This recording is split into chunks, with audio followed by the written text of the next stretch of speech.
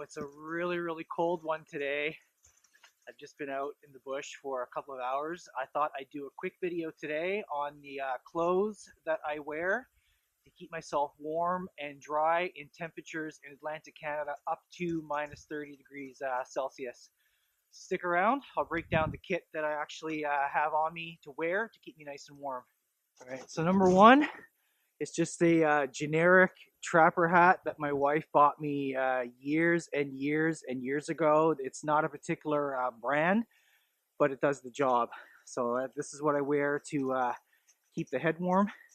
Next to skin, I've got a merino wool hoodie from Mission Workshop. This is called the Pharaoh. It's got a hoodie here as well, so if I had to, I could pull two hoodies on. And the outer layer is my Weatherwool Anorak. It's 100% virgin wool. This combination keeps me super warm, you know, like I said, all the way up to minus 30 degrees Celsius. I can put the hood on here as well and just keep my face and ears, everything nice and warm. And I can even cinch the hood up if I had to. Just bring it really close around my head for some extra insulation. Okay, so the next to skin layer, which I'm not going to show, you're going to have to take my word for it, but I've got Mission Workshop wool next to skin on, long johns. Again, so I've got the head to toe merino wool. Outside, these are, I believe these are from Mission Workshop as well. They're called the Signal. They are water resistant. So even though you see a little bit of water here between the pants that are, repelling the water and the wool long johns, nothing's actually getting through. So even with this wet spot here, I don't feel it. My knees are not cold. I'm nice and toasty. Now, really super important, I finally have invested in some really good boots. These are from Baffin Canada. I believe they might actually be discontinued. These are the Baffin endurance boots. I believe they're rated up between minus 70 to minus 100 degrees Celsius. They're the most comfortable and warmest boots I've ever owned in my life. It does have a little pocket here. I don't have anything in there right now. I could, have some emergency tinder and fire starting in here. The boots have this little piece here and I can cinch it up. I mean, they come right up to the knee. But if you're looking for a really good pair of boots, if you're just tired of having, cold feet in the winter, invest in a pair of Baffins. If these are discontinued, just find another pair that'll be sufficient for your needs. And if you've got a good pair of boots, you don't want to screw it up with a crappy pair of socks. So I've also got here, these are from Baffin Canada as well. These are wool socks.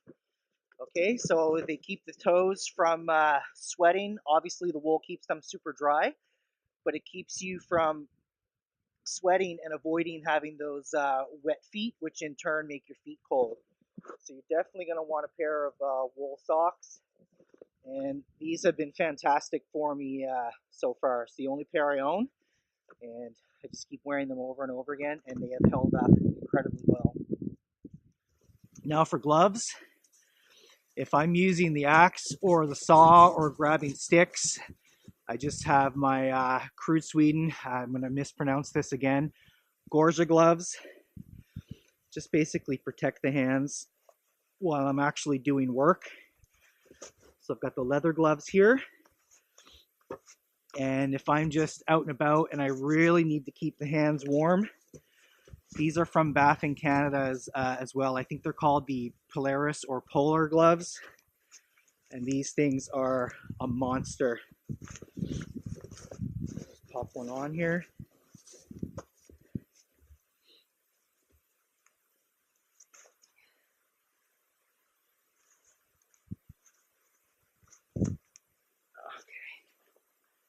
My hands are super cold already.